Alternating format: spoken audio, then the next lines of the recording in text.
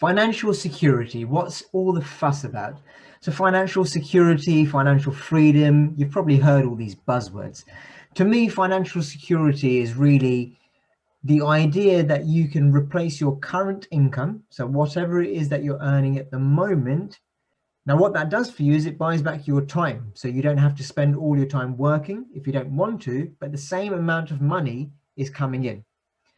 So the question really is that if the same amount of money that you are earning is coming into your bank account every single month, then what would you be doing with that time if you don't have to work? And that to me is really essentially what financial security is all about, or financial freedom. It's about buying back your time so you can spend it doing the things that you want to do.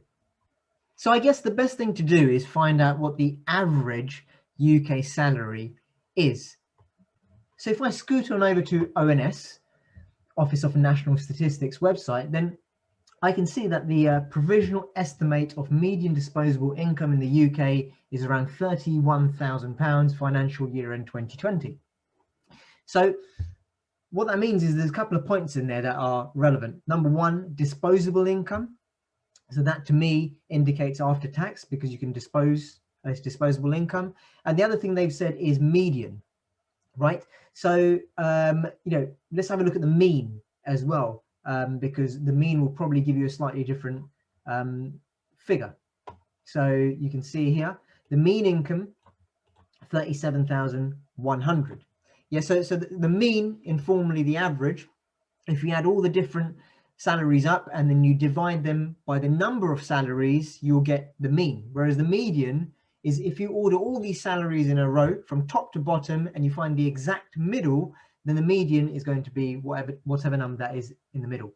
So what that means is that, well, we should be aiming to get about £3,000 to £4,000 per month in disposable income in order to be able to consider ourselves financially secure, because that is the average UK salary. So if you could get that sort of money without having to work, then you would theoretically be financially secure. Now, obviously, your lifestyle may be different. You may want to aim for more. You may have more things that you need to take care of. But ultimately, this is just a snapshot, and we're doing very broad brush here to get an understanding of what you should be aiming for at the very least. Yeah.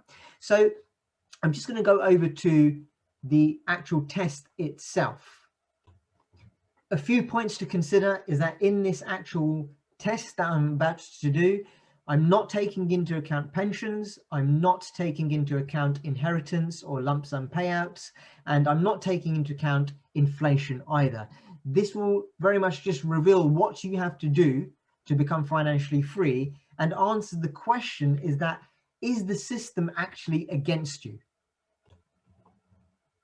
Okay, so let's have a go at this. So just 4 simple questions will show you how far you are from financial freedom. And this is some clever in-house tech that we've got. Just 4 questions. So I'm going to assume here 35. How old are you? So let's just say 35. What age would you like to retire or become financially free? Now, it's useless saying 36 because there's going to be a period of time that you have to do certain things in order to become financially free. So let's take a 10-year horizon. So 45 is the time that I'd like to be financially free. Now the life expectancy in UK, it's about 82 at the moment, but we're just going to punch in 80 for the benefit of this exercise. Hope everyone lives to 100 plus.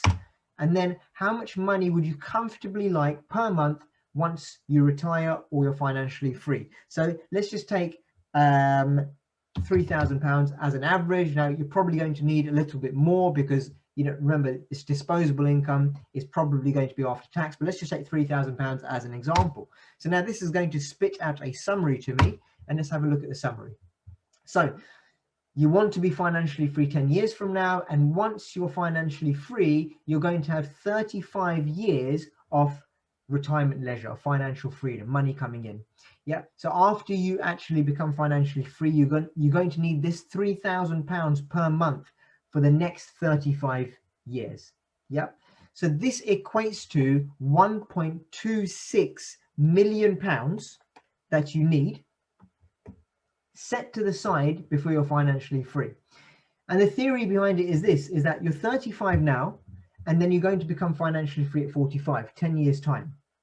And then you're going to, in those 10 years, have to save up this £1.26 million pot, so you can then dip into that pot over the next 35 years up until you are 80. Yeah. So this means you have to save £10,500 per month, every month for the next 10 years. To clarify, you have to save £10,500 per month, not earn it. So if this month you actually don't manage to save £10,500, then you have to set aside £21,000 the following month. So just think about that for a second, and then ask yourself, is the system against me or not?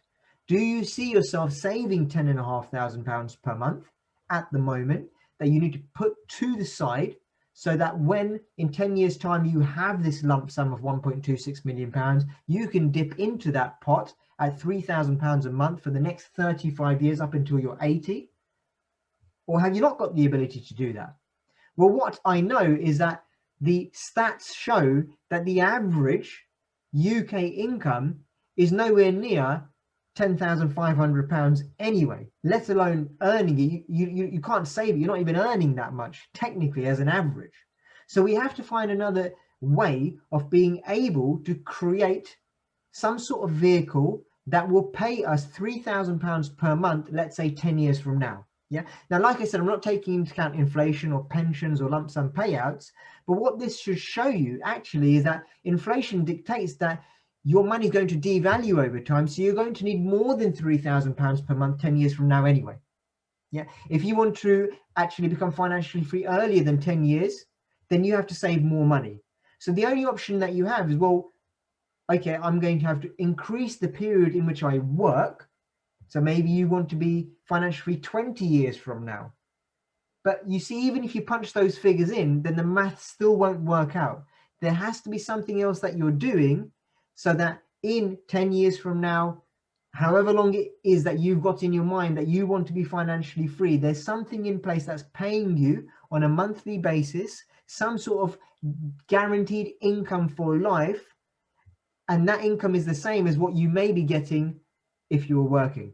So this is going to be different for different people. I get that, because everyone's got a different situation and a scenario. So what I want you to do is, below this lesson, there's a button. If you press that button, you can put in your own information and then see what sort of figures you need under the current system. And the reason why I think property works is because within a 10-year period, you can definitely build a property portfolio with certain parameters in place that will give you an income whilst you sleep without having to work for it. So go ahead and try the exercise and see how you do.